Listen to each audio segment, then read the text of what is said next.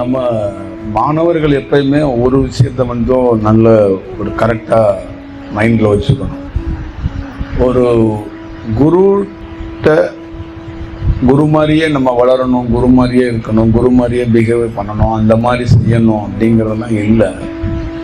அது அவருடைய வடிவத்திலிருந்து ஏதாவது ஒரு சூழல் நமக்குள்ள ஒரு பெரிய மாற்றத்தையும் அந்த வாழ்வியலாக ஒரு பெரிய சேஞ்சை உருவாக்குறதுக்கு ஒரு வாய்ப்புகள் உருவாக்கப்படும்.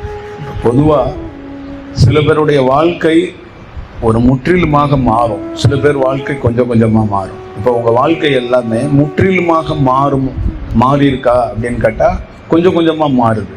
அப்போ அந்த ஸ்லோ ப்ராசஸ் எடுக்குது. அப்போ உங்களை எல்லாரையும் எப்படி பார்க்கணும் அப்படின்னா, உங்களுக்குள்ளே இருக்கிற உள் உணர்வுகள், உங்களுக்குள்ளே இருக்கிற அந்த கரும வினை மாயைன்னு சொல்லக்கூடிய அந்த மனித பிறப்புக்குள்ளே இருக்கிற வடிவத்தை வெவ்வேறு சூழல்களில் அது மாறுறதுக்கு காலதாமதம் பிடிக்குது.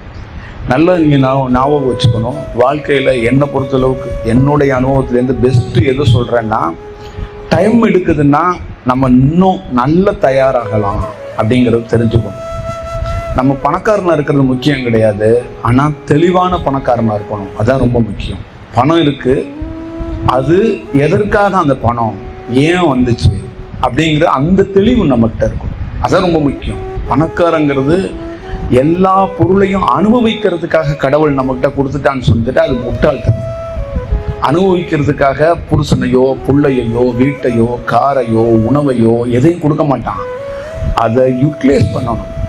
பக்கத்து வீட்டில் 3 வேளை சாப்பாட்டுக்கு வழி இல்லை, நம்மக்கிட்ட 3 வேளை சாப்பாட்டுக்கு வழி இருக்குது.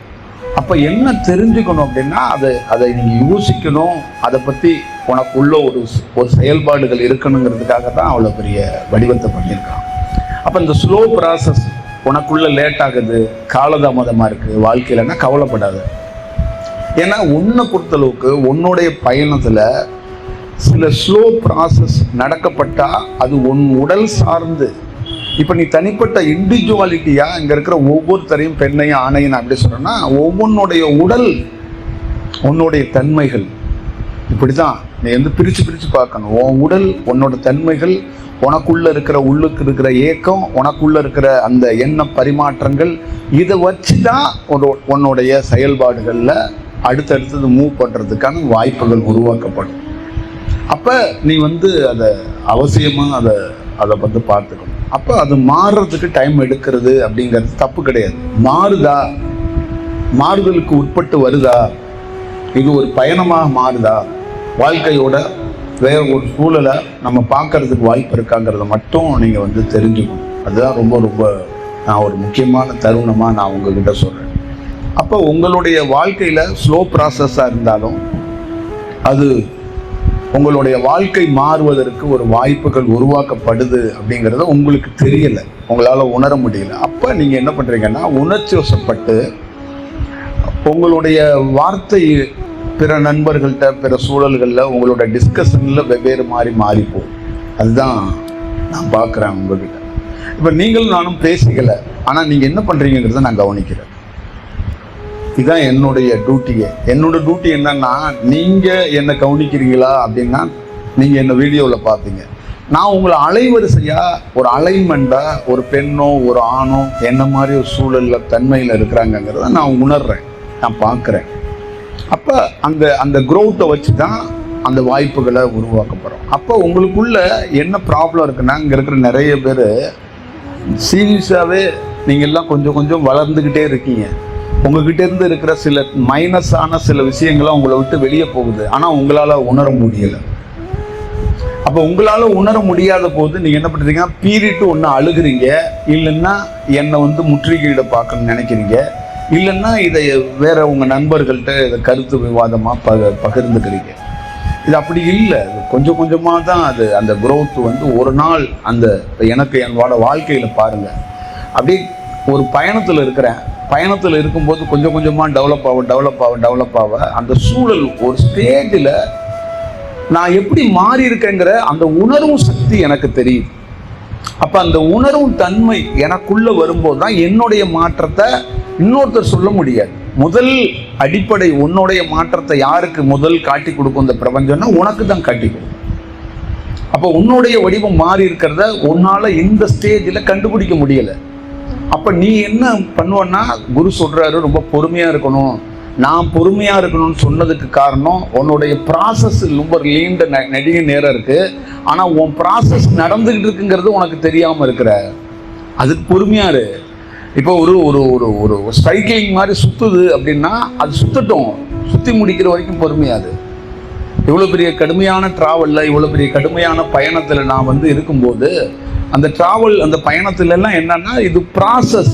இந்த ப்ராசஸை நீ பண்ணி தான் ஆகணும்.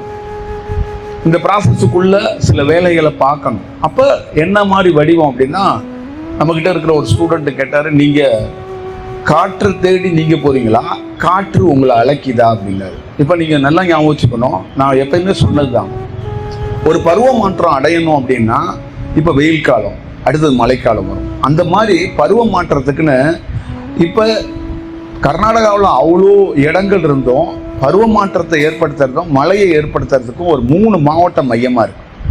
அந்த குடகு அந்த மாதிரி அதை சுற்றி இருக்கிற ஒரு 3 பகுதியில் அந்த மலை சார்ந்து தான் ஒரு மழை பெய்யறதுக்கான ஒரு வாய்ப்புகளை அது உருவாக்குது. அந்த மாதிரி என் மாதிரி உடலில் நிறைய பருவ மாற்றங்கள் இம்மீடியட்டாக அடையணும், உடனே அடையணும், பல ஆண்டுகள் அதுக்கு லேட் பண்ணக்கூடாது அப்படிங்கிறதுக்காக சில பருவமாற்றம் அடைகிற இடங்களை நமக்கு அந்த இடத்துக்கு போகிறதுக்கான ஒரு வாய்ப்பை அது உருவாக்குது.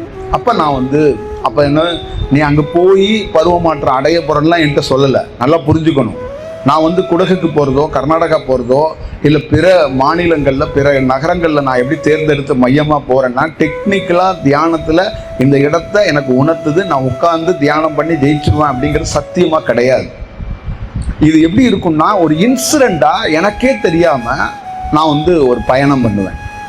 அப்போ அந்த டிராவல் உள் உணர்வு என்னன்னா, இந்த சூழலில் உள்ளே இருக்கிற ப்ராசஸுக்கு ஏற்ற மாதிரி அது லெஃப்ட் ரைட்டை டேர்ன் பண்ணுற மாதிரி ஒரு இடத்த தேர்ந்தெடுத்து இந்த இடத்துல இருக்கும். நான் கர்நாடகாவில் இன்ன வரைக்கும் போகாத இடத்துல இப்போ 9 நாள் தங்கியிருந்தேன். இன்ன வரைக்கும் நான் அந்த கர்நாடகாவில் இந்த மாதிரி இடத்துக்கு போகல, அது பிரித்து தங்கியிருந்தேன். அந்த 9 நாளும் கோமாவில் இருக்கிற மாதிரி தான் நான் இருந்தேன். ஒரு கோமாவில் இருக்கிறவங்கள நீங்கள் பார்த்துருக்கீங்கல்ல, அந்த மாதிரி தான் என் கூட இருந்தவங்களுக்கு தெரியும். அப்போ முழு ப்ராசஸும் என்னை மறந்து அப்படியே பெட்லேயே படுத்து கிடக்கிறது தான் என்னுடைய முழு பணியாக இருந்தது. ஆனால் அது தியானமாக இருந்துச்சு, அது தூக்கமாக இல்லை, அது ஓய்வாக இல்லை, அது துன்பம் தான். ஆனால் அதை கடக்கணும். ஏன்னா ஒரு ப்ராசஸ். இப்போ ஒருத்தருக்கு உடல் உறுப்புகளில் ப்ராப்ளம் ஏற்பட்டால் டயாலிசிஸ் பண்ணும்போது பொறுத்துக்கிட்டு டயாலிசிஸ் பண்ணிக்கிறாங்கல்ல, அந்த மாதிரி தான் தியானங்கிறது. சில நேரத்தில் டயாலிசிஸ் பண்ணுற மாதிரி சூழல்கள் உருவாயிடும் நமக்கு. அப்போ அதை எதிர்கொள்கிறதுக்கான ஒரு வாய்ப்புகள் உருவாக்கப்படும். அப்போ அந்த பருவ மாற்றம் அடையிறதுக்கான ஒரு இடத்த, ஒரு சூழலை அந்த சுச்சுவேஷனுக்கு ஏற்ற மாதிரி ப்ராசஸ் உள்ளே நடக்கிறதுக்கு ஏற்ற மாதிரி நமக்கு உணர்த்தி காட்டப்படும். அப்போ இயல்பாக தான் அந்த இடத்துக்கு நம்ம போகிறோம், அந்த இடத்துல தங்குறோம், அந்த இடத்துக்குள்ள ஒரு ப்ராசஸ் அது தொடங்குது. அப்போ அங்கே நமக்கு கிடைக்கிறது என்ன வாய்ப்புகள், என்ன உணர்த்தப்படும்னா, இந்த ப்ராசஸ் முடிகிற வரைக்கும் இந்த இடத்துலேருந்து கிளம்ப வேண்டாம், அது மட்டும் நமக்கு உள்ள இன்ஸ்ட்ரக்ஷன் கொடுக்கப்பட்டிருக்கு. அப்போ நம்ம அதை காத்திருக்கிறோம்.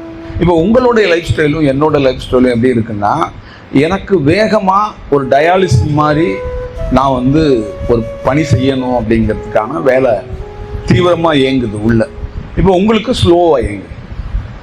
அப்போ உங்களுடைய ஸ்லோ ப்ராசஸில் எப்படி இருக்கும் அப்படின்னா, உங்களுக்கு ஒரு நம்பகத்தன்மையான என்ன மாதிரி ஒருத்தரோட நீங்கள் நிற்கும்போது அது ஏதோ ஒரு வடிவத்தில் சூட்சமத்தில் உங்களுக்குள்ள வேலை நடக்கிறதுக்கு, நீங்கள் வீட்டில் இருந்தாலோ நகரத்தில் இருந்தாலோ வெவ்வேறு சூழல்களில் இருந்தாலோ, அப்போ உங்களுக்குள்ள ஒரு வேலை நடக்கிறதுக்கான ஒரு வாய்ப்புகளை அது ஸ்லோ ப்ராசஸாக அது ஸ்டார்ட் பண்ணுது, அது ஆரம்பிக்குது, அது கொடுக்குது. அதுதான் ரொம்ப முக்கியமானது. அது உங்களுக்குள்ள நான் உணர்றேன், நான் பார்க்குறேன். அதனால தான் என்ன யாரும் இவர் ஞானமானவர், இவர் ஞானம் அடைய போகிறாரு, ஞானம் அடைஞ்சிருக்கிறாரு, இவர் ஞானத்தை பற்றி சொல்லுவார் அப்படின்னு பிறர் சொல்கிறதோட இந்த கிளாரிட்டியாக என்ன தெரியும், எனக்குள்ளே நடக்கிற ப்ராசஸை, எனக்குள்ளே நடக்கிற பணியை, எனக்குள்ளே இருக்கிற சூழலை நான் பார்க்குற வாய்ப்புகள் உருவாக்குறதுனால என்னுடைய பணிகள் எப்படி இருக்குன்னா, ரொம்ப நிதானமாக இருக்குது, ரொம்ப கண்ணியமாக இருக்குது, ரொம்ப நேர்த்தியாக இருக்குது. உடல் முடியலை, சோர்வு எல்லாம் தாண்டி ரொம்ப ரொம்ப ரொம்ப ரொம்ப துணிச்சலோடு அப்படி அதை எதிர்கொள்கிறாங்க. ஒரே டயத்தில் 485 கிலோமீட்டர் 9 மணி நேரம் 10 மணி நேரம் உடல் எந்த நேரத்தில் மயங்கி விழுகிற நேரத்துக்குள்ள கூட 9 நேரம் நான் ஸ்டாப்பாக நான் பயணிக்கிறேன். அந்த நான் ஸ்டாப்பாக ட்ராவலில் இருக்கும்போது எப்படி இருக்கும் அப்படிங்கிறத நீங்கள் நினச்சி பார்க்கணும். கால் நீட்ட முடியாது, காலை மடக்க முடியாது, காலை உட்காரணும், தலையை சாய்க்க முடியாது, பல இன்னல்கள் இருக்கும். ஆனால் அந்த ட்ராவலை எதிர்கொள்கிறதுக்கான ஒரு சூழல் இருக்கிறதுனால தான் பல ஆயிரம் மைல்களை நான் கடக்கிறேன். அப்போ இதுதான் என்னுடைய ப்ராசஸ், இப்படி தான் என்னுடைய பணி அப்படின்னு எனக்குள்ள ஒரு ஒரு வரையறை கொடுக்கப்பட்டிருக்கு. அந்த வரையறைப்படி நான் கரெக்டாக அதை நான் பயணம் பண்ணுறேன். அப்போ எனக்குள்ள இழப்பு எதுவும் இல்லை. எனக்கு சோகம், எனக்கு கஷ்டம், எனக்கு துன்பம், அதை தாண்டி எனக்கு என்ன ஒரு இடத்துல ஹாப்பின்னா அந்த வரையறை, அந்த உள்ள இருக்கிற அந்த ஏக்கம் இருக்குல்ல, ஏக்கத்துக்கு தடை இல்லாமல் நான் பணி செய்கிறேனா அப்படின்னு பார்க்குறேன். அப்போ ஏக்கம் தடைப்படலை. இப்போ என்னோட சக்ஸஸ் சோறு திங்கிறது, ட்ரெஸ் போட்டுக்கிறது, பக்கத்தில் இருக்கவங்ககிட்ட பேசுறது, உங்ககிட்ட பேசுறது, இதெல்லாம் கடந்து அந்த ஏக்கம் தடை இல்லாமல் இருக்கிறதுக்கு நான் ஒரு பெரும் பணியாக இருக்கிறேன், பெரும் சூழலாக இருக்கிறேன். அதே மாதிரி தான் நீங்கள் உங்களை ஏக்கம் தடைப்படுறதுக்கு ஒரு தடையாக நீங்கள் இருந்துடக்கூடாது. சமயத்தில் நீங்கள் இருக்கிறீங்க, உங்களுக்குள்ள நடக்கிற ஏக்கத்தை உங்களுக்கு தெரியாதனால தான் நீங்கள் என்ன பண்ணுறீங்கன்னா பிறரிடம் லூஸ் டாக் விடுறீங்க. 1. 2வது உங்களை நீங்கள் தாழ்த்திக்கிறீங்க. 3வது உங்களுக்குள்ள நடக்கிறத தியானம் தானா அப்படின்னு மீண்டும் மீண்டும் அழுத்துக்கிறீங்க. நமக்குள்ள நடக்கிறது தியானம் தானா, இது அனுபவம் தானா, இது கரெக்டு தானா, இது கரெக்டாக போகிறோமா, இந்த மாதிரி ஒரு சந்தேகத்தோட தான் உங்கள் மனைவி, உங்கள் குழந்தைங்களோட, உங்கள் வீட்டோட வாழ்க்கை இருந்துச்சுல்ல, உங்கள் தியானமும் சந்தேகத்தோடு தான் இருக்கு. சந்தேகம் இல்லாத தியானம் பண்ணுற மாணவர்களை பார்க்கறது ரொம்ப அரிதாக இருக்கு. அப்போ ரொம்ப அந்த ஏக்கத்துக்கு என்னன்னா, நீ சந்தேகப்படுறது அந்த ஏக்கத்துக்கு தடைபெறும். அப்போ நீ சந்தேகப்படும் போது என்ன ஆகும்னா, மனம் வேலை செய்யும், மூளை வேலை செய்யும், இடுப்பு வேலை செய்யும், இந்த உள்ள நடக்கிற ப்ராசஸ் ஸ்லோவாகும். புரியுதா? அப்போ ஒரு பிரபஞ்சங்கிறது ஒரு ஏக்கத்தை உங்ககிட்ட கொடுத்துருச்சு. அந்த சுழற்சியை சுழல விடாம நீ பண்றது நீ தான் பண்ற. புரியுதா? அப்ப அந்த சுழற்சி சுழலப்படணும் அப்படிங்கிறது தான். இப்ப பூமியை இந்த பிரபஞ்சம் பார்க்குது, அது சுழற்சி நடக்குது. பூமிக்குன்னு ஒரு தன்மை இருக்கு, அதுவே சுழலுது. ஆனா இருந்தாலும் அதை பார்க்குது. அதே மாதிரி நான் உங்களை பார்க்குறேன், சுழற்சி நடக்குது. ஆனா அது கண்டினியூஸா நடக்குதா, ப்ராப்பரா நடக்குதா? நீங்க 10 நிமிஷம் 20 நிமிஷம் தியானம் பண்றீங்க, இங்க இருக்கிற மாணவர்கள் 1 மணி நேரம் பண்றீங்க, அரை மணி நேரம் பண்றீங்க, வீட்டில் பண்றீங்க, எங்கேயோ உட்காந்து பண்றீங்கன்னு நீ எந்திரிச்சு வந்துட்டேன்னா தியானம் நின்றுச்சுன்னு நினைக்கிறேன். அது கிடையாது. உள்ளுக்குள்ள அந்த அந்த அந்த அந்த இது இருக்கும், அந்த வெப்பத்தோட கனல் இருக்கும். அப்ப என்ன பண்ணோம்னா, ரொம்ப தீவிரமா இல்லைனாலும் அது அப்படியே உள்ளுக்குள்ள ஒரு கனல், அப்படியே உள்ளுக்குள்ள ஒரு ஏக்கம் நடந்துகிட்டே இருக்கும். அப்படியே ஒரு ப்ராசஸ் இருக்கும். அதான் வளர்ச்சி. தியானங்கிறது நல்லா ஞாபகம் வச்சுக்கோங்க. 1 மணி நேரம் 2 மணி நேரம் தியானம் கிடையாது. ஃபுல் டே நீ கணவனை கொஞ்சாத, சாப்பிடாத, தூங்க, உள்ள இருக்கிற ஏக்கம் நடந்துகிட்டே இருக்கும். அப்படி நடந்தா மட்டும்தான் அது வெற்றியா இருக்கும். இது என்னுடைய பணி. நான் பேசுவேன், கார்ல இருப்பேன், என்ன வேணாலும் பணி செய்வேன், அந்த ஏக்கம் நடக்கும்.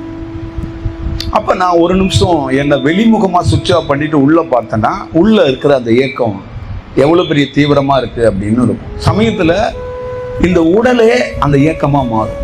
அப்ப எப்படி இருக்கும்னா, அந்த இறைக்கும் சொல்லுவாங்கல்ல, அந்த ரொம்ப சீரியஸா இருக்கிறவங்கலாம் நீங்க பார்த்துருப்பீங்கல்ல,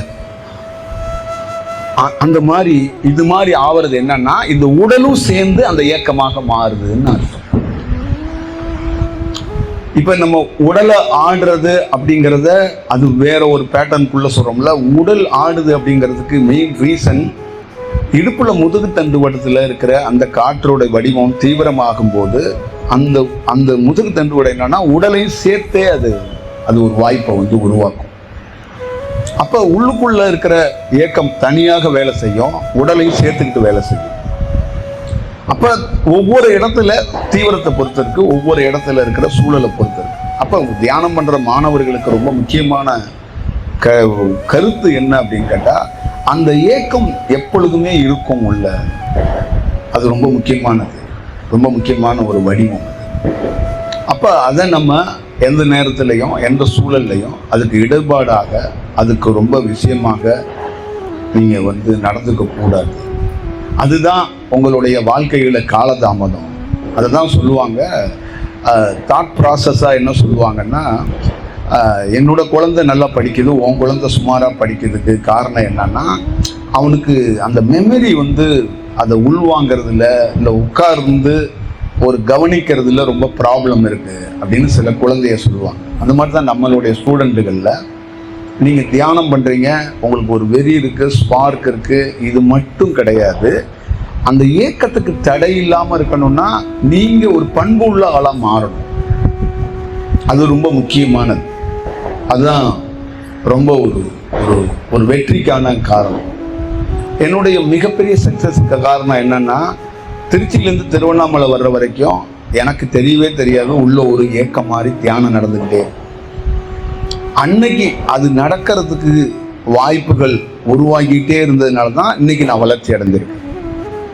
அப்போ அன்னைக்கு என்னால் அந்த ஏக்கத்தை பார்க்க முடியலை, இன்னைக்கு அந்த ஏக்கமாகவே நான் இருக்கிறேன் அப்படிங்கிறது தான் நான் உங்ககிட்ட சொல்கிறேன். அப்போ நீங்கள் அவசியமாக இந்த மாதிரி ஒரு டிராவல் கிடைக்கிறது, இந்த மாதிரி ஒரு சூழல் கிடைக்கிறதெல்லாம் உள்ளே இருக்கும். நம்ம எப்பயோ காலையில் எழுந்திரிச்சு குளிச்சுட்டு பாத்ரூம் போயிட்டு ஒரு 20 நிமிஷம் தியானம் பண்ணுவோம், இதுதான் தியானம்னு நீங்கள் நினச்சிருப்பீங்க. அது கிடையாது. தியானங்கிறது உள்ள எனி டைம் தியானம் நடக்கும். எனி டைம் ஒரு வேலை இருக்கும், அதோடைய ப்ராசஸிங் எப்பயுமே நடந்துக்கிட்டே இருக்கும். அதுக்கு இந்த மாதிரி தான் இப்போ எங்களை மாதிரி ஆளுங்களை குடும்பம், வாழ்க்கை, இந்த சூழல்லாம் ஏன் நாங்கள் தாண்டி இந்த இடத்துக்குள்ளே நிற்கிறோம்னா முழு ஏக்கமாக மாறிட்டோம். அப்போ அந்த ப்ராசஸிங்காகவே நாங்கள் பணி செய்கிறதுனால அப்போ எனி டைம் இதுக்குள்ளே கவனிக்கிறதுக்கான வாய்ப்பையும் நாங்களும் பெற்றிருக்கிறோம். அதுவும் எங்களை கவனிக்க வைக்கிறதுக்காக சுலோபமாக உள்ளே போகிறது, வெளியில் வர்றது, ஏக்கத்தை பார்க்கறது, இப்படியான ஒரு சூழல். இப்போ நான் ஏக்கத்தை பார்க்கறதுங்கிறது என்ன நான் பார்க்கறதும், பிரபஞ்சத்தை பார்க்கறதும், பூமியோட சுழற்சியை பார்க்கறதும் ஒன்று தான். இப்போ நீ நகரத்தை பார்க்குற, என்ன பார்க்குற, அன்னதானம் எத்தனையோ எங்கேயோ அன்னதானம் கொடுக்கறதோ இல்லை ஏதோ விஷயத்தெல்லாம் நீ கவனிக்கிற. ஆனால் ஒன்றை நீ கவனிக்கிறதுல அரை மணி நேரம், 1 மணி நேரம், 2 மணி நேரம் தான். உள்ளுக்குள்ளே உனக்குள்ளே இப்படி ஒரு ப்ராசஸ் இருக்குங்கிறதே உனக்கு தெரியல. அப்போ அதனால தான் நீ ஒரு பெருசாக ஒரு கரெக்டான ஒரு வடிவத்தை உன்னால் அதை கேப்சர் பண்ண முடியலை, ஒரு எடுத்துக்கிட்டு போக முடியலைன்னு ரொம்ப நான் வருத்தப்படுறேன். இதுதான் ப்ராக்டிக்கலாக இருக்கிற உங்களுக்கும் எனக்கு இருக்கிற சூழல். அப்போ மாணவர்கள்ட்ட அது ரொம்ப ஒரு தெளிவு வேணும். உன்னுடைய வறுமைக்கு நீ எவ்வளோ ரியாக்ட் பண்ணுறியோ அது உன் தியானத்தை பாதிக்கும். புரியுதா? நீ என்னென்ன ரியாக்ட் பண்ணாலும் அந்த ஏக்கம் தடைபெறும். இந்த ஃபர்ஸ்ட் ஆஃப் ஆல் தியானம் பண்ணுறவங்கள்ட்ட ஒரு பாசிட்டிவிட்டி இருக்கணும் அப்படின்னு ஏன் சொல்லுவாங்க அப்படின்னா, அந்த பாசிட்டிவிட்டிங்கிறது எண்ணத்தை அதிகமாக சிதறடிக்காமல் ஒரு கவனமாக இருக்கிறதுனால தான் அங்கே ஏக்கம் வலுப்பெறும் அப்படிம்பாங்க. ஒரு ஏக்கம் ஒரு சரியான ஒரு பரிணாமத்தை போய் அடையும் அப்படிம்பாங்க. புரியுதுங்களா? ஒரு சின்ன தண்டவாளத்து மேலே ரயில் போகுது இல்லை, அந்த மாதிரி தான் நமக்குள்ள ஒரு நரம்பு மண்டலங்களில் நடக்கிற ஒரு செயல் வடிவம். அலை தீவிரமாக கடலில் இருக்குல்ல, அந்த அலை தீவிரமாக இருக்கிற அலைவரிசைகள் தொப்புளுக்கு கீழே இருந்து மேலே ஏறுற நாடிகளில் அலைவரிசை தீவிரமாக இருக்கும். முதுகு தண்டு வட்டத்தில் ஒரு ஸ்டேஜுக்கு மேலே அலை ரொம்ப ஒரு கட்டுப்பாடாக அலை இருக்கும், அலை நிறைய இருக்கும், கட்டுப்பாடாக இருக்கும். அப்போ கட்டுப்பாடாக இருக்கிற அந்த சூழல் எப்போ வரும்னா, ஒரு ஸ்டேஜுக்கு மேலே நீ ஏக்கத்தை பார்க்கும்போது கட்டுப்பாடாக வரும். அப்போ எனக்கு எப்படி அப்படின்னா, முதுகு தண்டு வட்டத்தில் அந்த அலை தீவிரமாக இருக்காது, அப்படியே அந்த காற்று மேலே போய் தலையோடைய உச்சி வரைக்கும் போகும். ஏன் அப்படின்னா, ஒரு ஊசி நுனையில் தியானம் செய்தார்கள் அப்படின்னு பண்டைய காலத்தில் வரலாறுகளில் சொல்லி நீங்கள் கேள்விப்பட்டிருப்பீங்க. அப்போ ஊசி நுனை தான் நம்மளுடைய இடகளை பின்களையில் உச்சியை தொடுறோம் அப்படின்னா, சுழுமுனை அப்படின்னு சொல்கிறதோ இல்லை நெற்றி போட்டு சொல்கிறதோ எல்லாமே பார்த்தீங்கன்னா ஒரு ஊசி முனையில் ஒரு துளி, ஒரு ஊசியோடைய துவாரம் இருக்கும், அவ்வளோ துவாரத்துக்குள்ளே தான் உள்ள காற்று போகும். அந்த காற்றுக்குள்ளே போயிருந்து ஒருத்தன் ஒரு கம்பீரமான தியானத்தை, ஒரு இயக்கத்தை உள்ள பண்ணணும். அப்போ எப்படி இருக்கும்? அப்போ ஒரு ஸ்டேஜில் இது அதிகமாக போக போக போக போக என்ன ஆகுன்னா, அந்த ஊசி துவாரத்துக்கு அதிகமாக அழுத்தம் கொடுக்கும்போது உனக்கு தலைவலி வருது, மயக்கம் வருது, கேரியா வருது, உடலை கட்டுப்படுத்த முடியல, உடலை தக்க வச்சுக்க முடியல, உடல்லேருந்து உன்னால் எதையுமே சிந்திக்க முடியல. அப்போ இயற்கையாகவே இதுக்குள்ளே இந்த இயக்கத்துக்குள்ளே பழகும் போது எனக்கெல்லாம் ஒரு ஸ்டேஜில் பின்னாடி இருக்கிற அந்த காற்று வந்து ரொம்ப அந்த அலை குறைஞ்சு, நடுக்கடலில் அலை இருக்கான்னு சொல்லுவாங்கல்ல, அந்த நடுக்கடல் தியானத்தில் நீ நல்ல ஒரு பொசிஷனை எட்டும்போது அலை வந்து குறைஞ்சிரும். அலைங்கிறது காற்று அப்படியே தீவிரமாக இடுப்புலேருந்து போகும், அலை இல்லாத காற்று போகும். அப்போ மேலே போய் உச்சியில் போய் சந்திரனாக சூரியனோடு சேர்ந்து அது ரெண்டும் வாகிக்கிறதுக்கு ஒரு வாய்ப்பை உருவாக்கும். அப்போ சந்திரனோட சூரியனோட சேரும்போது அந்த மாதிரி அந்த காற்றுகள் அங்கே போய் அங்கே இருக்கும்போது என்னன்னா ரொம்ப மெல்லியமாக சிறு வாசல், உச்சி வாசல். அப்போ மேலே மலையோட உச்சிக்கு நீங்கள் போயிடுறீங்க, கீழே இருந்து நடந்து மேலே வந்து குறியீதா சின்னதாக இருக்கும் இடம். அப்போ அங்கே நிற்கவே முடியாது. அப்போ அந்த சின்ன இடத்துக்குள்ள நீங்கள் வந்து துல்லியமாக ஒரு வேலை செய்யணும். அப்போ இந்த இயற்கையை, இந்த பிரபஞ்சமே எப்படி நமக்கு ஏற்படுத்தி கொடுக்குது அப்படின்னு கேட்டீங்கன்னா, ஒரு ஸ்டேஜுக்கு மேலே மேலே மேலே மேலே போக போக போக போக அதோடைய வீரியத்தெல்லாம் குறைச்சி உனக்கு ஏற்ற மாதிரி ஒரு நல்ல சூழலை உருவாக்கி கொடுத்து மேலே வேலை செய்ய வைக்க ஒரு வாய்ப்பை உருவாக்கி கொடுக்கும். இது ரொம்ப முக்கியமான ஒரு சூழலை. அப்போ இந்த காலகட்டத்தில் உனக்குள்ளே இருந்து இருக்கிற ஒவ்வொரு சூழலையும் நீ கொஞ்சம் கவனித்து கொஞ்சம் நிதானமாக ஒரு பணி செய்யணும் அப்படிங்கிறது தான். ஏன்னா உன்னுடைய உள் உணர்வை உணர்றதுக்கு உனக்கு சில ஆண்டுகள் பிடிக்கும். ஆனால் நீ வந்து தியானம் பண்ணிக்கிட்டே இருக்கிற, எனக்கு ஒன்றும் இல்லை, எனக்கு ஒன்றும் தெரியலைங்கிறப்ப அது வந்து கிடையாது. ஒன்று தெரிஞ்சிருச்சுன்னா நீ அன்னைக்கே ஜெயிச்சிட்டேன்னு அர்த்தம். ஒன்று தெரிகிற வரைக்கும் காத்திருக்கணும். அதுதான் அதில் இருக்கிற பெரிய சக்ஸஸ்ஸு. புரியுதா? நாளைக்கே தெரியலாம் உனக்கு, ஆனால் அந்த பணி உள்ளுக்குள்ளே நடந்துக்கிட்டே இருக்கணும். அதனால தான் சொன்னாங்க, தினந்தோறும் எந்த பொழுதும் எந்த நேரமும் அந்த இறை நினப்பாவே நீ இருந்தனா மாறுவேன்னு சொல்லுவாங்கல்ல, அந்த மாதிரி ஏக்கமாகவே இருந்தா அது என்ன ஆகும்? ஒரு இடத்துல அது ஒரு இடத்துல வாகித்து போய் அது அந்த காற்று என்ன பண்ணும்? ஒரு இடத்துல அப்படியே உறைந்து உரை பண்ணி மாதிரி நின்றும். அதான் உனக்கு ஒரு பெரிய அனுபவத்தை கொடுத்துரும் அப்படிங்கிறத நான் வந்து உங்கள்கிட்ட சொல்றேன். இப்போ வாழ்க்கையோட தத்துவத்தில் நல்லா புரிஞ்சுக்கணும். நீங்கள்லாம் இல்லறத்தில் இருக்கிறீங்க. உங்களுக்கு வந்து தேவை வந்து கணவன், குழந்தை, மளிகை ஜாமான், வாழ்வியலுக்கான தேவையான செயல் மட்டும்தான் ஃபஸ்ட்டு ப்ரியாரிட்டி. ரெண்டாவது ப்ரியாரிட்டி கடவுள், சித்தர்கள், ஞானி அப்படிங்கிறது. வாழ்க்கையில் நொந்தவனுக்கு, வெறுத்தவனுக்கு பொண்டாட்டி பிள்ளையெல்லாம் தேவையில்லை, நேரடியாக கடவுள் அப்படிங்கிற ஒரு சூழலுக்குள்ளே இருக்கும். ஒரு இயல்பாக இருக்கிறவனுக்கு கணவன், அந்த மனைவி, இந்த வாழ்க்கையெல்லாம் கிடக்கணும் அப்படிங்கிறது ஒன்று இருக்கும். ஆனால் நான் என்னை பொறுத்தளவுக்கு ஒரே ஒரு சூழல் மட்டும் சொல்லித்தரேன். இந்த தியானம் ஒரு ஏக்கமாக நடந்துச்சு, நீ வந்து அந்த தியானத்தில் வந்து சரியாக, மிகச்சரியாக அந்த ஏக்கத்துக்கு தடை இல்லாமல் நீ நடந்தனா உன் வாழ்க்கை தடை எடுபட்டு போட்டு போயிடும். இது என்ன நல்லா புரிஞ்சுக்க. உன்னுடைய கணவன் மனைவியோட வாழ்க்கையிலேயே இந்த ஏக்கத்துக்கு நீ தடை இல்லாமல், நெகட்டிவாக பேசாமல், உன்னையே நீ தாழ்த்திக்காமல் இருந்தனா உன் வாழ்க்கை சீராய். நீ கணவன் மனைவி வாழ்க்கையே வாழ்வ, ஆனால் அங்கே தடை இருக்க.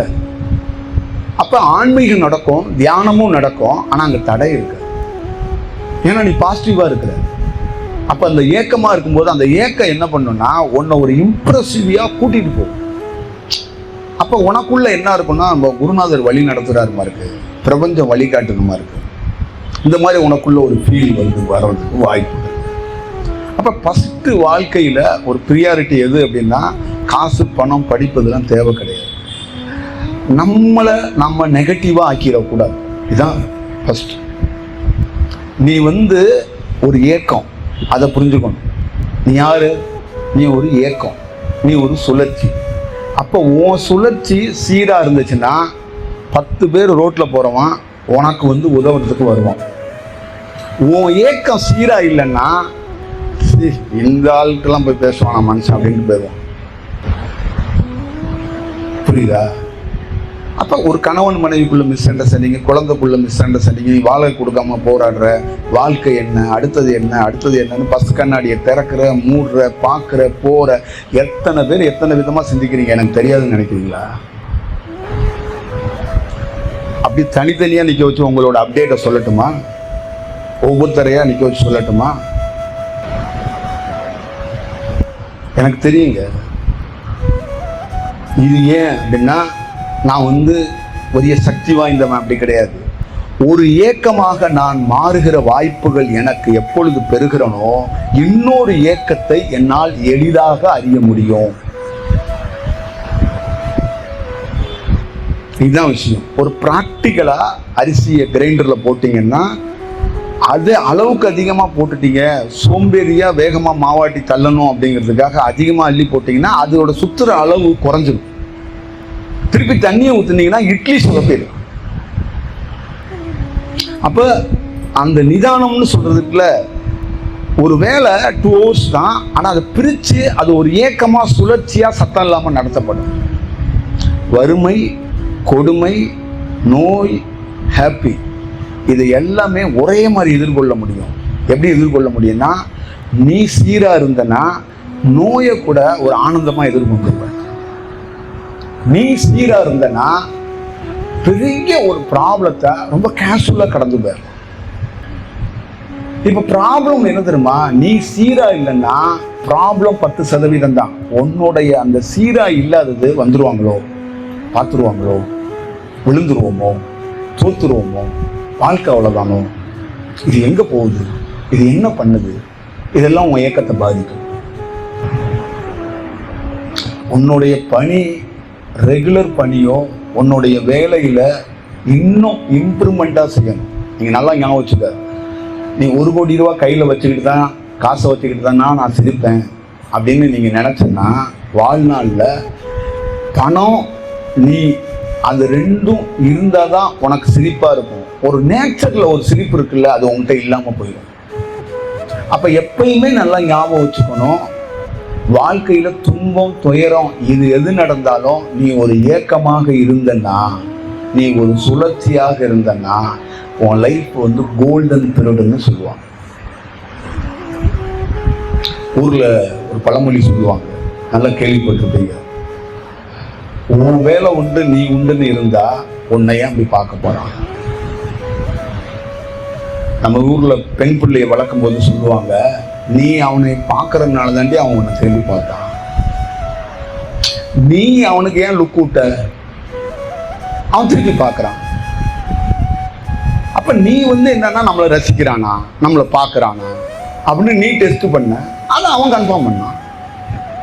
இது இருக்கக்கூடாது, இது லைஃப் கிடையாது. இது வந்து என்னன்னா ஒன்னு நீ ஒரு என்கேஜிங்கா வச்சுக்கணும்ட்டு, உன்னை வந்து ஒரு சந்தோஷப்படுத்திக்கணும். நான் பார்த்துருக்கேன் நகரத்தில் இப்படி போவாங்க, பெண்கள் ஒரு கூட்டமாக போவாங்க, டக்குன்னு அப்படி திரும்பி பார்ப்பாங்க, பார்த்தோன்னே பார்த்துட்டு தலையை கீழே போட்டு அப்படியே போவாங்க. அந்த பசங்க எல்லாம் அந்த பொண்ணு தான் பார்த்துச்சா உன்னை அப்படின்னு இவங்க எல்லாம் மொத்தமாக பார்ப்பாங்க. இப்போ இது என்னன்னா, இதை நான் எப்படி ஆய்வா பண்ணேன், நான் எப்படி ஆய்வா பண்ணேன்னா, இதை காதலா பார்க்கல, கருமம் முடிச்சதாகவும் பார்க்கல. நான் எப்படி பார்த்தேன்னா, எங்கேஜிக்காக வச்சுக்கிறதுக்கு ஒரு பொண்ணுங்க பண்ற வேலையா பார்த்தேன். இந்த தெருவுலேருந்து அந்த தெருவுக்கு போகணும், சும்மா போக முடியுமா, சும்மா 4 பேரை நோண்டி விட்டு போவோம், சும்மா அப்படி ஒரு ரைட்டாக அப்படி பார்ப்போம், அவனுங்க பார்ப்பானுங்க, நம்ம பார்ப்போம், அப்படி வாழ்க்கையில் ஒரு சந்தோஷம் வேண்டாமா அப்படின்னு போவோம். இதுதான் வாழ்க்கையில சாவு மணி அடிக்கிறது. புரியுதா? சின்ன சின்ன சின்ன சின்ன சின்ன சின்ன சின்ன சின்ன விஷயத்த ஒரு அழுத்தத்துல ஒரு பெண்ணு செய்யற வேலையில, ஒரு ஆண் செய்யற வேலையில மொத்தமா ஒரு நாள் வந்து என்ன பண்ணுவான், தன்னை முழுசா சந்தோஷமா வச்சுக்கணும், எங்கேஜ் வச்சுக்கணும், மொத்தமா அதிகமான ஓல்டேஜ் வந்து அந்த பல்பு அந்த ஒயர்லாம் எரிஞ்சிடும். இதுதான் சூழல். அப்ப எப்பயுமே நீங்க நல்லா வச்சுக்கோங்க, வாழ்க்கையில ஜெயிச்சவங்களுடைய லைஃப்ல நிறைய பேருடைய வாழ்க்கையை எடுத்து பார்த்தீங்கன்னா முக்கியமான வடிவம் எது இருந்துக்குன்னு சொன்னா, அவங்களுக்கே தெரியாம அவங்க உடல், அவங்க உள்ள இருக்கிற உள் உணர்வு சீரா இருக்கும். அதனாலதான் எப்பயுமே சொல்லுவாங்க, நீ சீரா உன் உடல் இருக்குன்னா உன் மூச்சு காற்று சீரா இருக்குன்னு. ப்ரெஷர், சுகர் இதெல்லாம் நம்ம பார்க்காம இருக்கிறதுக்கு முக்கியமான காரணம், நீ ஏக்கமாக தெளிவா இருந்தனா, நான் சொல்றேன், இன்னைக்கு சொல்றேன், எவ்வளவு பெரிய சுகரும் உன்னை கிட்ட கூட வராது. பெரிய 400 கூட இருக்கட்டும், நீ சீரா மட்டும் இயல்பா மட்டும் அந்த சுகர் குறையறதுக்கு தான் பார்க்கும். நீ ப்ரெஷரேஷன் பண்ணுனா அது இன்னும் இன்க்ரீஸ் ஆகும், பருவத்தோட. இதுதான் விஷயம். இப்ப வாழ்க்கையில ஒருத்தரை இம்ப்ரெஸ் பண்றது எப்படி அப்படின்னு கேட்டீங்கன்னா, பார்க்கக்கூடாது, சாப்பாடு செஞ்சு இம்ப்ரெஸ் பண்ணக்கூடாது. விதவிதமா புடவைகளை கட்டி பெண்கள் வந்து கணவனை இம்ப்ரெஸ் பண்ணக்கூடாது. நீ தெளிவா ஒரு ஏக்கமா நெகட்டிவா இல்லாம நீ இருந்தனா அவன் உனக்கு அடிமையா இருக்கும். அதான் பாசிட்டிவிட்டின்னு சொல்லுவாங்க. ஏன்னா ஒரு ஏக்கம் இன்னொரு விஷயத்தை திரும்பி பார்க்க வைக்கும், இல்லைன்னா ஈர்க்கும். இதுதான் ரொம்ப முக்கியம். இப்போ எனக்கு ஏக்கமா மாறும்போது தான் ஒரு மலைக்கு எனக்கு கனெக்டே கிடைக்கும். அந்த மலை யாரோ நான் யாரோ. ஆனா இப்ப இந்த மலை நீயும் நானும் ஒண்ணு அப்படிங்கிறது என்னன்னா, நான் ஏக்கமா நெகட்டிவா இல்லாம ஏக்கமா காற்றா அப்படி சொல்லல அந்த மலைக்குள்ள அந்த மாதிரி தன்மை இருக்கு. அப்ப என்ன பண்ணுதுன்னா, அந்த மலைக்கும் எனக்கு ஒரு கனெக்ட் கிடைச்சு 2 நாள் 3 நாள் அங்கேயே உட்காந்து தியானம் பண்ணிக்கிட்டே இருக்கு. அப்ப என்ன ஆகி போச்சு, ஓ மலை நான் 2 நாள் வந்திருக்கேன் எனக்கு உதவு அப்படின்னு வந்து நம்ம கேட்கல. அப்ப நாம தெளிவா இருந்தா படுக்கிறதுக்கு ஏதோ ஒரு ஊர்ல போய் இடம் தேட வேண்டாம், தானா இடம் வரும். நாம தெளிவா இருந்தா பசுக்கு காசு தேட வேண்டாம், தானா வரும். நாம தெளிவா ஏக்கமா இருந்தா உணவு நீ தேட வேண்டாம், உணவு ஒண்ணு தேடி வரும். இப்பெல்லாம் நீங்க நாயா அலையுறீங்கல்ல, இங்க ஒரு இடம் கிடைக்குமா? பெண்கள் the safety of the Tamil Nadu பெண்கள் எங்க போய் நான் நிக்கிறது, பஸ் ஸ்டாண்ட்ல நிக்கிறதா, எங்க நிக்கிறது, பெண்களா இருக்கிறேன் ஒரு பைய வச்சுக்கிட்டு எங்க போறது அப்படின்னா இதான் நெகட்டிவிட்டி. நீ ஒரு ஏக்கமா இருந்து பாரு, ஒரு தெளிவா இருந்து பாரு, இன்னொரு பெண் வந்து உனக்கு உதவுவா. நீ வா நம்ம வீட்டுல படு, நம்ம இடத்துல படு. புரியுதா? வாழ்க்கையில வந்து அதுதான். ஒரு குரு ரோட்ல போற உனக்கு ஒரு பெரிய குரு வந்து அவரே வந்து நீங்க வா அப்படின்னு கூட கூப்பிடலாம், அவர் உனக்கு ஆசீர்வாதம் பண்ணலாம். காரணம் நீ ஏக்கமா இருந்தா. இது ரொம்ப முக்கியம். நீ எவ்வளவு பெரிய கர்ம வினை வேணாலும் வச்சுரு, புரியுதா? இந்த உலகத்துல அதுதான் ரொம்ப முக்கியமானது. உச்சபட்ச கர்ம வினை என்னகிட்ட, ஆனால் ஏக்கமாக இருந்ததுனால் எல்லாத்தையும் வென்றேன். எல்லாத்தையும் தூக்கி தராவா தூக்கி அப்படியே ஓரமா வச்சுட்டு அப்படியே பயணம் சீரா மாற தொடங்கும். அப்ப வாழ்க்கையில உங்களுக்கு இந்த இயற்கை கூடாரம் என்ன கொடுத்துருக்கு, இந்த மாதிரி பேக்ரவுண்ட்ல என்ன கொடுத்துருக்கு, என்ன சொல்ல வருது, என்ன கற்றுக் கொடுக்க விரும்புது அப்படின்னு நீங்க வந்து புரிஞ்சுக்கணும்னா, நீ உன்னை ஒரு ஏக்கமாக தெளிவாக ஏக்க மாற்ற. அப்ப இங்க வா, இங்க ஒரு ஏக்கம் இருக்கு, இங்க ஒரு சுழற்சி இருக்கு, அப்பயாவது இந்த சுழற்சியோட கொஞ்சம் கலந்து கலந்து இயல்பாக இயங்கிடாமாக நீங்க. இதுதான். அப்ப நீங்க சைடு பிட்டுல என்ன பண்றீங்க, கண்ணை மூடிக்கிட்டு தியானம், கண்ணை திறந்து தியானம், இப்ப ரகசியமா தியானம், 3 மணிக்கு தியானம், 2 மணிக்கு தியானம், இதிலெல்லாம் சாதிக்க முடியாது. தியானம் பண்ணி எவன் சாதிச்சான்? தமிழ்நாட்டில் புள்ளி ஓரமா வந்து 1.5 கோடி பேர் தியானம் பண்ணிக்கிட்டு இருக்கான். நல்ல தியானம் பண்ணுவான் 2 மணி நேரம் 3 மணி நேரம் கழிச்சு. அதுக்கப்புறம் அவன் பேசுற டாக்கு, அவன் நடந்துக்கிற விதத்துல அந்த ஏக்கம் அப்படியே படுத்துடும். புரியுதுங்களா? இது இல்லை. எப்பயுமே வாழ்க்கையில ஒரு பொருள் இல்லாம இன்னொருத்தரை வெல்லணும். என்னுடைய சக்சஸ் என்ன, நீ என்ன ஃபாலோ பண்றல, என்னோட சக்சஸ் என்ன? நான் ஒரு அனாதை, என்கிட்ட எந்த பேக்ரவுண்டும் கிடையாது, எந்த பணமும் கிடையாது, எந்த பின்புலமும் கிடையாது, எந்த படிப்பும் கிடையாது. ஆனால் ஒரு மக்கள் கூட்டத்தை வர வச்சனா, கையில எந்த பொருளும் கிடையாது, மாந்திரிகம் கிடையாது, தந்திரிகம் கிடையாது, இரும்பு கிடையாது, தகுடு கிடையாது, மந்திரம் கிடையாது, தந்திரம் கிடையாது, உத்தராட்சா கிடையாது, எதுவும் கிடையாது, பாம்பு மோதிரம் கிடையாது, ஒன்றும் கிடையாது. குறைந்தபட்சம் ஒரு கூட்டம் இருக்குல்ல. காரணம், நீ ஏக்கமாக இருந்தால் ஒன்ன ஒரு கூட்டம் நாள். இதான் ரொம்ப முக்கியம். இதான் என்னுடைய அரும்பணி. இதுதான். புரியுதுங்களா? நான் செல்வத்தை திரட்டுறதுக்காக பிரத்யேகமா எந்த வேலையும் செய்யறது இல்லை. மாணவர்களை அப்படியே ஒரு மாதிரி மோட்டிவா எடுத்துட்டு வரணுங்கிறதுக்காக பிரத்யேகமா செய்யறது இல்லை. நான் ஒரு ஏக்கமாக இருக்கும்போது எதிரில் இருக்கிற ஆப்போசிட்ல இருக்கிற ஆட்கள் தானாக இந்த இயக்கத்தை நோக்கி வருவார்கள். அவ்வளவுதான். அப்ப அவங்க இப்ப நீங்க எல்லாம் வந்துட்டீங்க, நம்ம குரு நல்லவர், பரவாயில்ல, ஓகே, தியானம் வருது, இப்படின்னு ஏதோ ஒன்று பேசிக்கிட்டு போய்கிட்டே இருப்பீங்க. ஆனால் என்னுடைய இயக்கத்தை நீங்கள் திருப்பி ஆடியோவாக கேட்கும்போது, வீடியோவாக கேட்கும்போது, எங்கேயோ கேட்கும்போது உங்களை திருப்பி திருப்பி நான் உங்களை கூப்பிட்டுக்கிட்டே இருப்பேன். காரணம் என்னுடைய ஏக்கம். இதுதான் இந்த கோடான கோடி விஞ்ஞானியை கூட இந்த பிரபஞ்சம் ஈர்க்குது. அது ஏக்கமாக இருக்கிறதுனால தான். அதனால தான் கரியை தின்னுட்டு அணுக்கள் அப்படி சோதனை பண்ணிக்கிட்டு இருக்கான். அவனுக்கு என்னன்னா அந்த ஏக்கம் அவனை இழுக்குது. அவனுக்கு தியானம், கடவுள், அது ஒரு சாமி அப்படிலாம் கிடையாது. புரியுதுங்களா? இதுதான் ஒரு சூழல். இப்போ வாழ்க்கையில் பெண்களாக இருக்கிற நீங்கள், ஆண்களாக இருக்கிற நீங்கள் எப்பயுமே என்ன மாதிரி ஒரு ஆள்கிட்ட இருந்துக்கிட்டு நீங்கள்லாம் அப்படி இருக்கலாமா? என்ன மாதிரி ஒரு ஆள்கிட்ட இருந்துட்டு நீங்களாம் அப்படி இருக்கலாமா? 10 காசு இல்லாமல் ஒரு பக்காவாக வாழ்க்கை நடத்தக்கூடிய ஆள் நான். என்னுடைய பேக்ரவுண்டை தெரிஞ்சுமா நீங்கள் இப்படி இருக்கீங்க? இந்த 2.5-3 ஆண்டுகளில் என்னுடைய ஒரு நடவடிக்கை பார்த்து தெரிய வேண்டாமா? எப்படின்னு புரிஞ்சுக்க வேண்டாமா? பொருளை எடுக்காம எப்படா இப்படி ஒரு இம்பாக்டை கிரியேட் பண்றாரு அப்படின்னு தெரிய வேண்டாமா?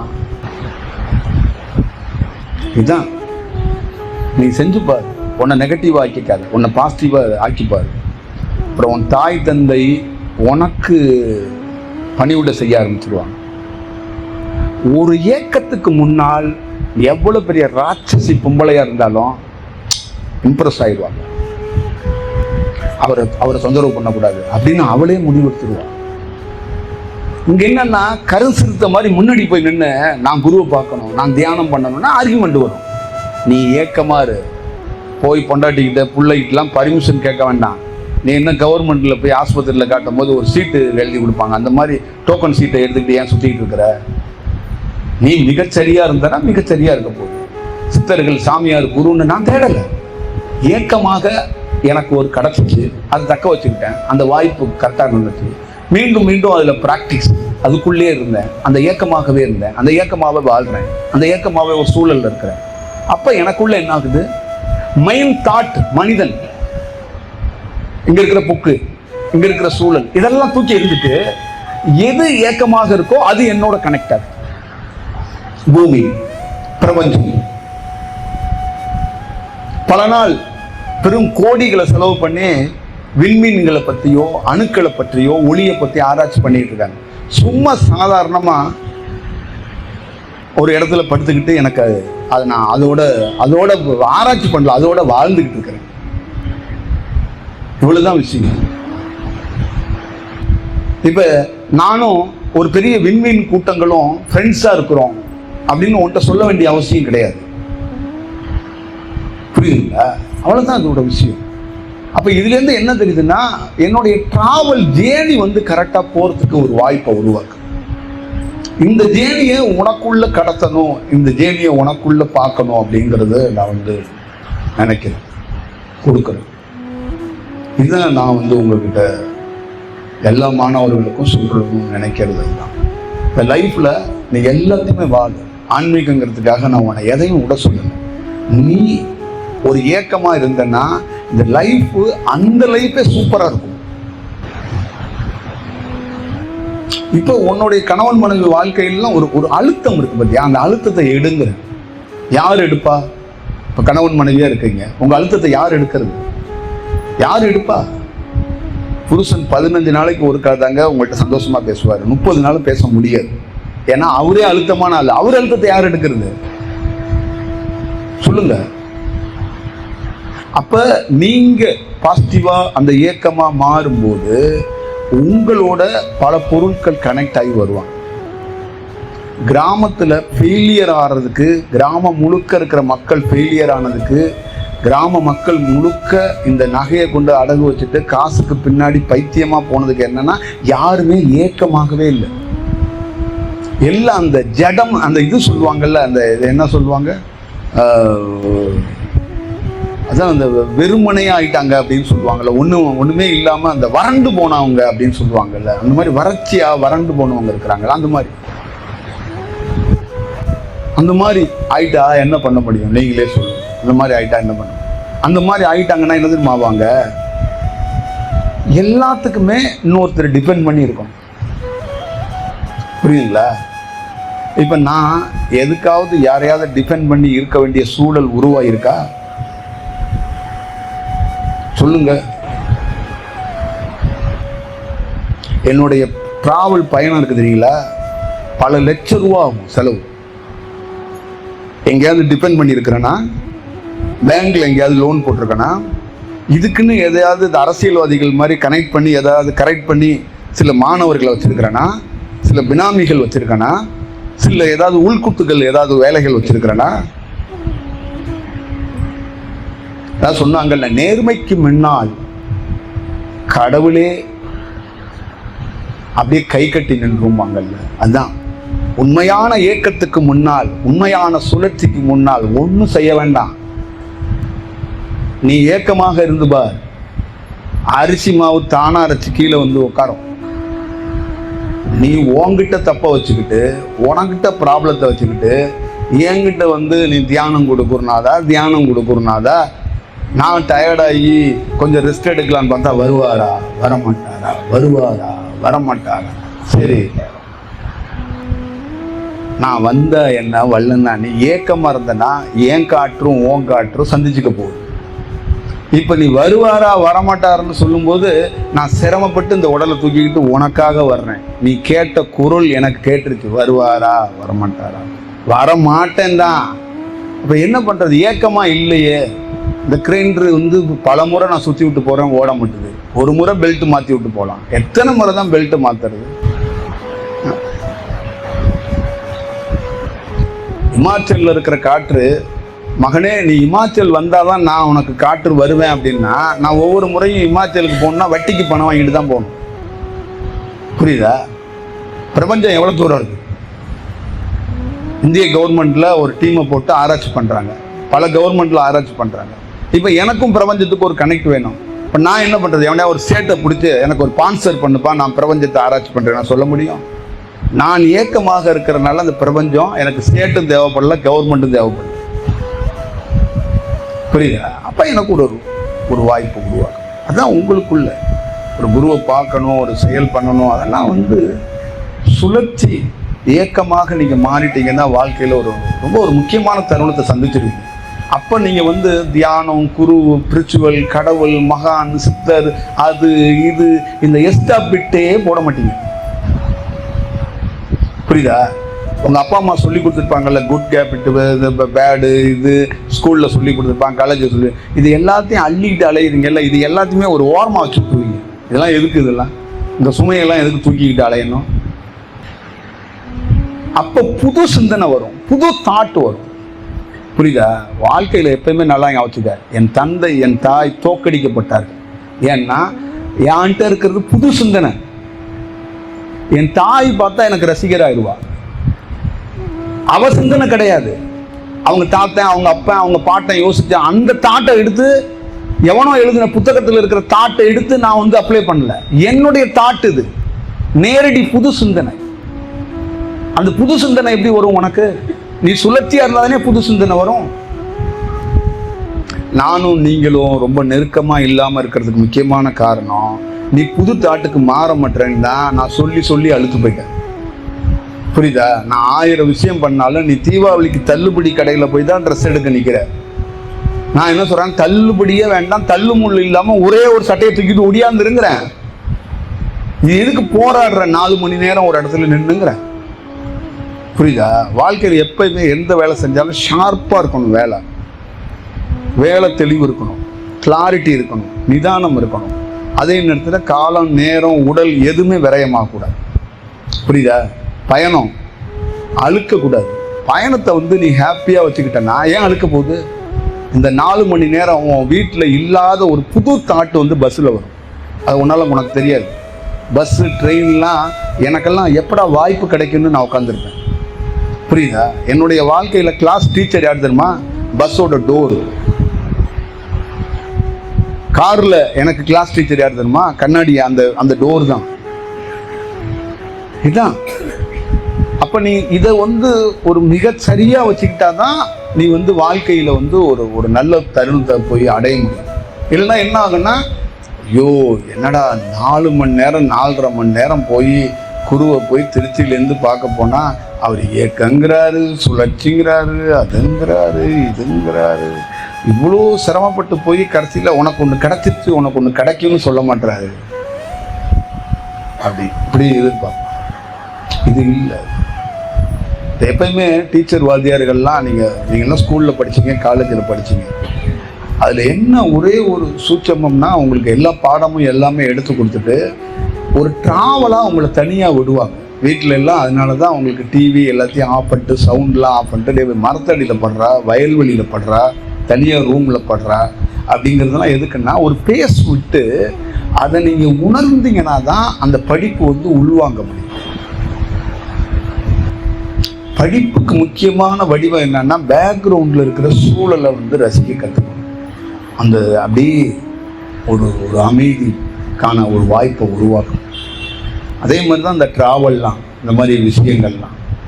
அப்போ இதெல்லாம் ஒரு மேம்பட்ட நிலைக்கு எடுத்துகிட்டு வந்தால் தான் 30 ஆண்டுகள் 20 ஆண்டுகள் ஒரு குருவோட பயணிக்கணும். 10 வாட்டி பயணிச்சுட்டு உடல் டயர்டாயிடுச்சுன்னா திருப்பி வர முடியாது. அப்போ எப்படி இருக்கணும் அப்படிங்கிறதெல்லாம் பார்க்கணும். அப்போ வெறுமனை காலை தியானம் மாலை தியானம்லாம் கிடையாது. எப்பயுமே நீ வந்து உனக்குள்ளே இருக்கிற செயல்பாடுகளை நீ பார்த்துக்கணும் அப்படின்னு அவனுக்கு தெளிவாக சொல்லிட்டேன். இது எப்படி உங்களுக்குள்ள வாழ்க்கையில் நீங்கள் வந்து அதை பார்க்க போகிறீங்க அப்படிங்கிறது எனக்கு தெரியலை. லைஃப்பில் ஒன்று மட்டும் நல்லா ஞாபகம் வச்சுக்கோங்க. இந்த வாழ்க்கையில் நீங்கள் வந்துட்டீங்க, உங்கள் கூட இருக்கிற யாரையும் நீங்கள் மாற்ற முடியாது. ஆனால் இந்த வாழ்க்கையை பெட்டர்மெண்ட்டாக மாற்றலாம். அதுக்கு நீங்கள் எதிர்கொள்கிற விஷயம் வார்த்தையாக இருக்கக்கூடாது, அது வேற மாதிரி இருக்கணும்னு நான் சொல்லித்தரேன். இவ்வளோதான் விஷயம். இதுதான் ஒரு சூழல். இப்போ எனக்கு கிடைச்சது, நீ ஏக்கமாக மாறு, உன் பின்னாடி ஒரு டீம் ஒரு அணி வைத்து வருவாங்க அப்படிங்கிறது தான். நான் இம்ப்ரெஸ் பண்ணுற மாதிரி ஒருத்தரோட நான் பயணிக்கிறது, அது நிரந்தரமாகவும் இருக்காது, நிஜமாகவும் இருக்காது. ஏன்னா மனிதனை நிறைய நேரம் இம்ப்ரெஸ் பண்ணிக்கிட்டே இருக்கணும், புரியுங்களா? அப்படி இருக்கக்கூடாது. அதை நீங்கள் பார்த்துக்கங்க, ஒரு நல்ல சூழலை வந்து உருவாக்கிக்கங்க. அதனால தான் இந்த மாதிரி சுச்சுவேஷனில் உங்கள்கிட்ட ரொம்ப உயர்ந்த கருத்து நான் பேசியிருக்க கருத்து இது. உங்களால் எந்த மாதிரி ஸ்டடி பண்ணிக்க முடியும் அப்படிங்கிறது தெரியலை. வாழ்க்கையில் ஒரு நல்ல தருணத்தில், நல்ல வடிவத்தில் நீங்கள் நம்ம எல்லாம் என்னோட நீங்கள் பயணிக்கிற இந்த தருணம் வந்து லைஃப்பில் வந்து ரொம்ப முக்கியமான தருணம். என் வாழ்க்கையிலேயே நிறைய அதிதீவிரமான சேஞ்சஸ், அதிதீவிரமான வாழ்க்கையில் இருக்கிற பயணத்தில் இருக்கிற நான் பார்த்த ரொம்ப அற்புதமான வடிவங்கள், காட்சிகள், பயணத்தோடைய அந்த வடிவங்கள் எல்லாமே வெவ்வேறு விதமாக இருக்குது. அதனால் இது ஒரு மறக்க முடியாத ஒரு தருணத்தை உங்களுக்கு ஏற்படுத்தும் அப்படின்னு நான் கருதுகிறேன். அதனால் பேர் இல்லாதவன் பல பேர்கள் பல வடிவத்தில் இருந்துச்சு. இன்னையிலேருந்து அருணாச்சலம் அப்படிங்கிற அந்த பேரை வந்து கூப்பிடுங்க அப்படின்னு மக்கள்கிட்ட சொல்லியிருக்கிறேன், மாணவர்கிட்ட சொல்லியிருக்கேன். ஐயன்லாம் சொல்லாமல் நீங்கள் சொல்லுங்கள். அதுக்கு காரணம், அருணாச்சலங்கிற பேரில் கடவுள் பக்திகளை தயவு செய்து செலுத்திடாதீங்க. அருணாச்சலங்கிறது ஞாபக சக்தின்னு பேர்.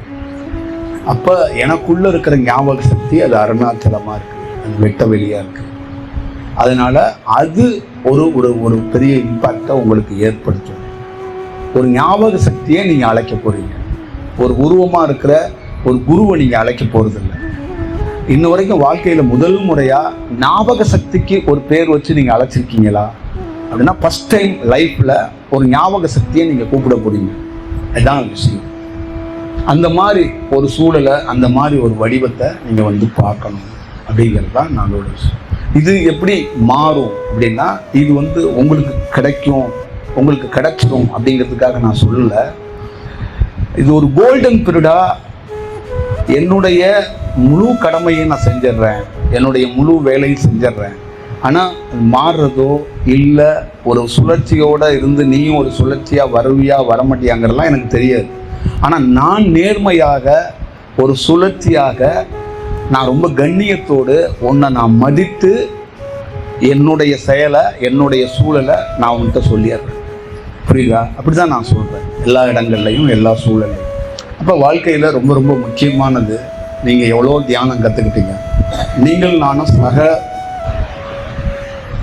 மாணவர்களாக 2 பேரும் க்ளோஸ் ஹார்ட்டில் பல நாள் பயணிச்சிருக்கோம்.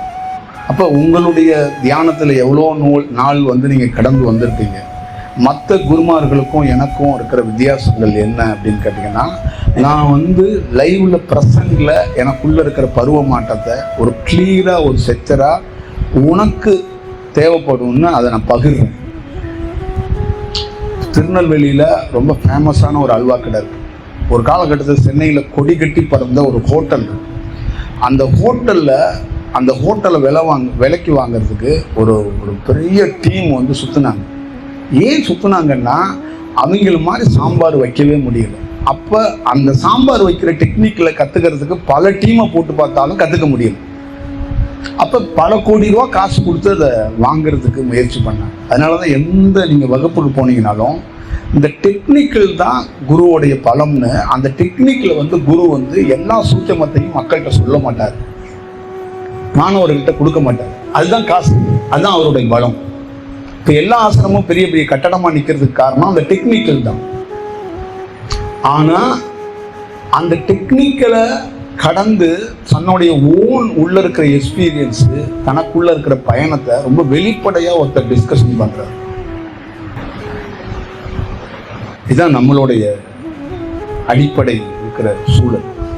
அப்போ நான் உங்களை சந்திக்கிற தருணங்கள் வரும்போது எனக்குள்ள காம உணர்வுகள் மெரிய மேல் நோங்கி இல்லை. ஆனால் உடலுறவு பண்ணுகிற அந்த பக்குவத்தில் என் உடல் இருந்துச்சு. அப்போ என்னுடைய உடல் எப்படி இருந்துச்சுன்னா, பதஞ்சலியோட யோக சூத்திரனால இந்த உடலுறவு சம்பந்தமாக இருக்கக்கூடிய ஒட்டுமொத்தமான அந்த வடிவத்தையும் எனக்குள்ள போதிக்கப்பட்டிருந்துச்சு. எனக்குள்ள அந்த ஞாபக சக்தியில் எனக்குள்ள ஞாபக சக்தியாக இருந்துச்சு. இப்போ இப்போ இருக்கிற ஞாபக சக்தி ஒன்று இருக்குல்ல, அதே மாதிரி ஒரு காலத்தில் எப்படி இருந்துச்சுன்னா, உடலுறவு முதல் முறையாக உலகத்தில் ஏன் பிறந்தது, உடலுறவுக்குள்ள என்ன இருக்கு அப்படிங்கிற அந்த செயல்பாடுகளை, உடலுறவுல எந்தெந்த நரம்பெல்லாம் என்னென்ன மாதிரி வேலை செய்யுது அப்படிங்கிறத எனக்கு ஞாபக சக்தியா இருந்துச்சு. அப்ப அந்த மாதிரி ஒரு சூழல்ல பயணிக்கப்பட்டவன் தான் அவங்க கூட. அதுக்கப்புறம் அதே ஞாபக சக்தி வெளியில விலகி அந்த உடலுறவே இல்லாத அளவுக்கு இன்னைக்கு நான் மாறி நிற்கிறேன். இது ரொம்ப முக்கியம். உங்ககிட்ட பாடம் எடுத்த எத்தனையோ வாத்தியார், டீச்சர்ஸ், எத்தனையோ குருவை பார்த்துருப்பீங்க. இந்த லைவ் ப்ரெசன்ஸில் நான் வந்தபோது இருந்தபோது மாதிரி கடைசியாக இந்த மாதிரி இல்லை அப்படின்னு எத்தனை குரு உங்ககிட்ட சொல்லியிருப்பாருன்னு தெரியாது. புரியுதா? இப்போ வாழ்க்கையோடைய எவ்வளோ பெரிய ஒரு சூழலை நான் உங்ககிட்ட பரிமாறி இருக்கேன். அப்போ எனக்கு ஒரு கம்பெனி, ஒரு லேபிள், ஒரு டெக்னிக் எனக்கு வேண்டாம். அதனால தான் என்னுடைய மாணவர்கள்ட்ட ரொம்ப கிளாரிட்டியாக, ரொம்ப ஓப்பனாக எல்லா விஷயத்தையும் பேசுகிறேன். இயல்பாக நீ பயணிச்சு நாளைக்கு வாழ்க்கையில் இப்போ என்கிட்ட இருக்கிறவங்கள்ட்ட ஒரே ஒரு ப்ளஸ் இருக்குது. தியானத்தில் அவன் ஜெயிக்கிறானோ இல்லையோ, எங்கேயோ ஒரு இடத்துல ஒரு நிதானமாச்சு நிற்பான் அப்படிங்கிற நம்பிக்கை இருக்கிறேன். ஏன்னா அவங்கிட்ட இருக்கிற அந்த அந்த நம்மளத கேட்டு கேட்டு என்னன்னா, அவன் அவ்வளோ சாமானியமாக ஏமாந்துட மாட்டான், தோத்துட மாட்டான் அப்படிங்கிற நம்பிக்கை எனக்கு இருக்கு. உங்களுக்கு இருக்கான்னு தெரியாது, எனக்கு இருக்கு. அதனால தான் நான் சில பேரை பார்க்கும்போது அது இன்னும் அதை நீங்கள் ஒரு நல்ல சூழலுக்கு மாற்றிக்கிட்டா நல்லா இருக்கும் அப்படின்னு நான் கருதுறேன். அதனால நீங்கள் அதை பார்த்துக்கிட்டு ஒரு நல்ல சூழலை உருவாக்கிக்கங்க. மீண்டும் ஒரு நல்ல சந்தர்ப்பத்தில், நல்ல வாய்ப்பில் நான் உங்களை சந்திக்கிறேன். தயிர் சாதம், பொங்கல், இட்லி இதிலெல்லாம் வளர முடியாது. புரியுதா? இப்போ என்ன சொல்லுவாங்க, காலண்டர் தேதியை கிழிச்சாலும் கிழிக்கலைனாலும் ஒவ்வொரு நாளும் நம்ம வளர்ந்துக்கிட்டே இருக்கிறோம். அப்போ காலத்தையும் நேரத்தையும் விரயமாக்கக்கூடாதுன்னு சொல்லுவாங்கல்ல.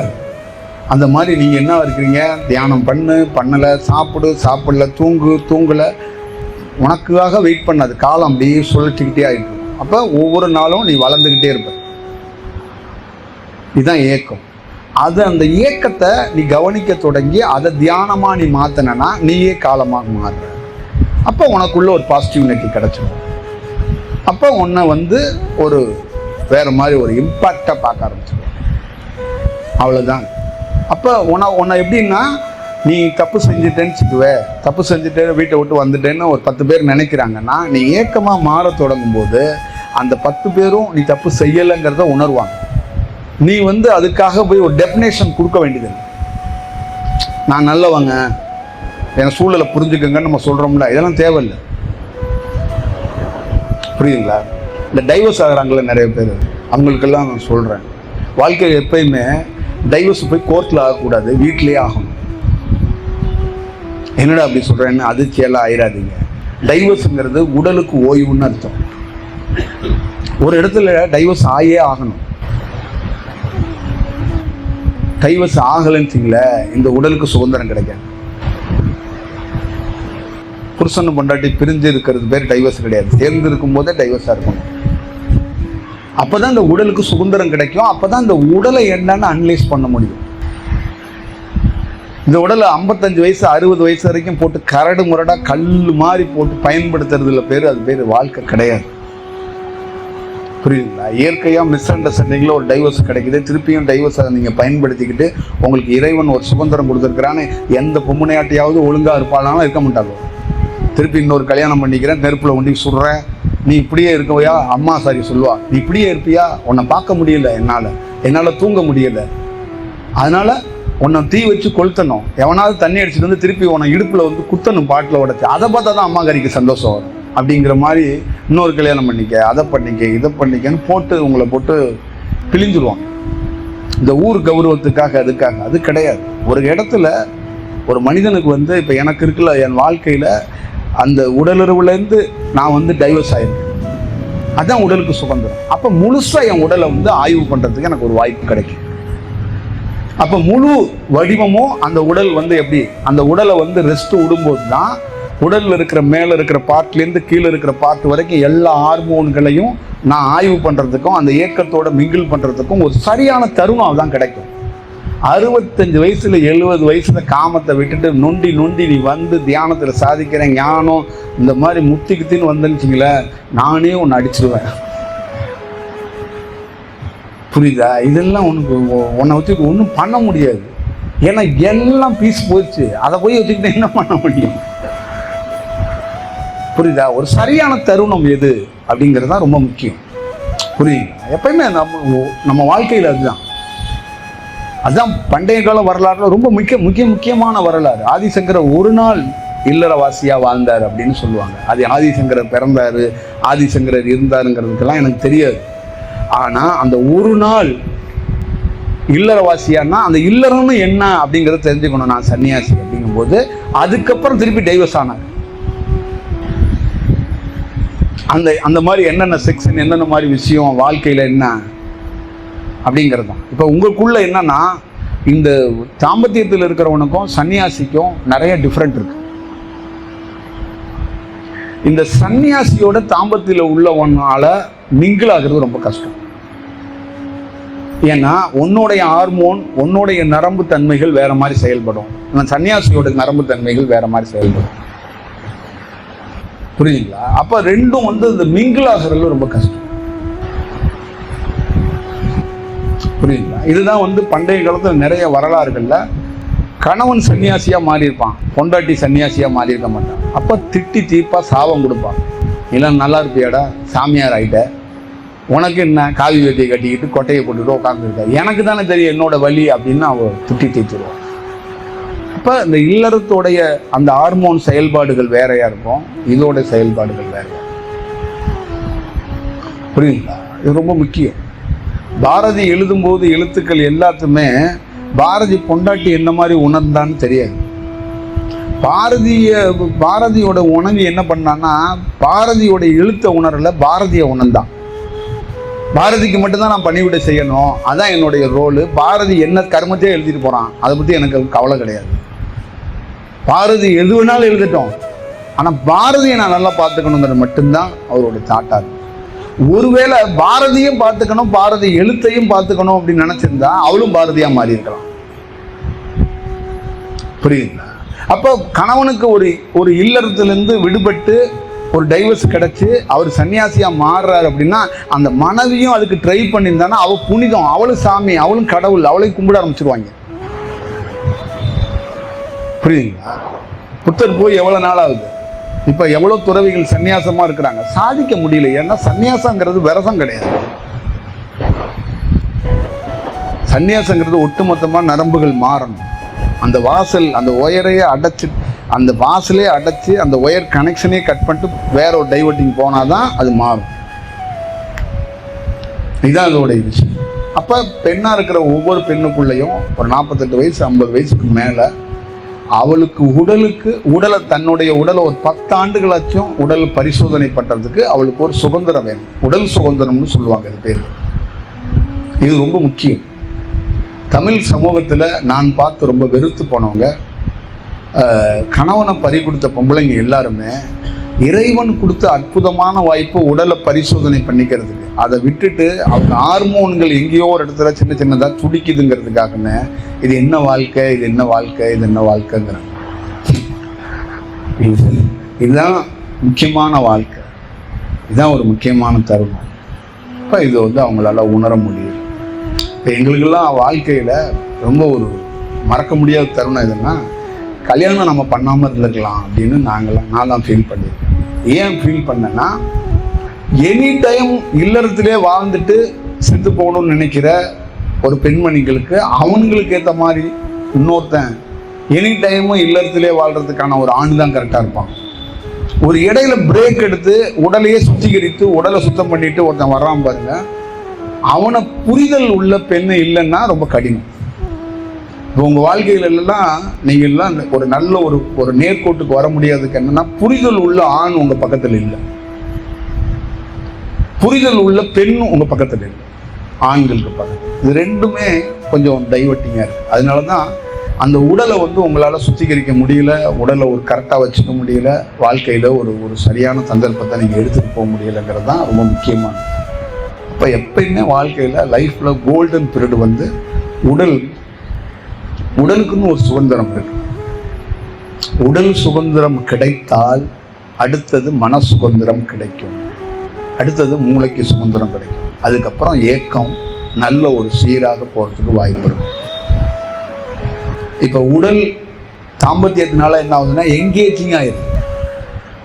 ஒரு மீன் குழம்பு சாப்பிட்டா எப்படி டேஸ்ட் ஆகுதோ அந்த மாதிரி இந்த உடல் எங்கேஜ் பண்ணப்படுது. இந்த உடல் எங்கேஜ் பண்ணக்கூடாது, இது ரொம்ப முக்கியம். அந்த நாதபிந்து நமச்சிவாயம் அப்படிங்கிற எழுதப்பட்ட எழுத்தை மட்டும் பார்த்துருக்குறோம். அந்த நாதபிந்து நமச்சிவாயமா ஒருத்தன் மாத்தினவனை லைவ்ல பார்க்கறது ரொம்ப அரிது, பார்க்கவே முடியாது. இது கோடியில ஒருத்தனை கூட பார்க்க முடியாது. தியானம் பண்றவனை பார்க்கலாம், சித்தர்னு சொல்றவனை பார்க்கலாம், குருன்னு சொல்றவனை பார்க்கலாம். நாதபிந்து நமச்சிவாயமா மாத்துறவனை பார்க்கவே முடியாது, ரொம்ப அரிது. இப்போ ஒரு வாழ்க்கையில நீங்க நல்லா ஞாபகம் வச்சுக்கோங்க, உங்களுக்குள்ள இருக்கிற ஞாபக சக்தி, உங்களுக்குள்ள இருக்கிற பயணம், உங்களுக்குள்ள இருக்கிற சுழற்சி எல்லாம் நடந்தாலும் உங்களுடைய மாற்றத்தில் உங்களுக்கு ஏதோ ஒன்று ஒரு நல்ல சூழலை கைட் பண்ணி உங்களை அடுத்த இடத்துக்கு ஒரு சரியான டிராவலை ஏற்படுத்துங்கிறத மறந்துடாதீங்க. வாழ்நாளில் நம்ம செய்ய வேண்டிய வேலையை மிகச்சரியாக செஞ்சால் யார் வேணாலும் ஏமாத்திடலாம், இந்த சுழற்சி உங்களை ஏமாத்தாது. அதை மட்டும் ஞாபகம். மனிதன் ஏமாத்துவான், ஏன் ஒரு குரு கூட ஏமாத்தலாம், ஆனால் ஒரு சுழற்சி ஏமாத்த. அதனால அது ரொம்ப பார்த்துக்கணும். அப்போ நீங்கள் சுழற்சியாக இருக்கிறதுக்கு மட்டும்தான் உங்களுடைய தாட்டாக இருக்கணும், உங்களுடைய ப்ராசஸாக இருக்கணும். ஒரு நல்ல தருணமாக நீங்கள் பார்த்துக்கங்க. நான் மீண்டும் ஏதாவது ஒரு சந்தர்ப்பத்தில் உங்களை சந்திக்கிறேன்.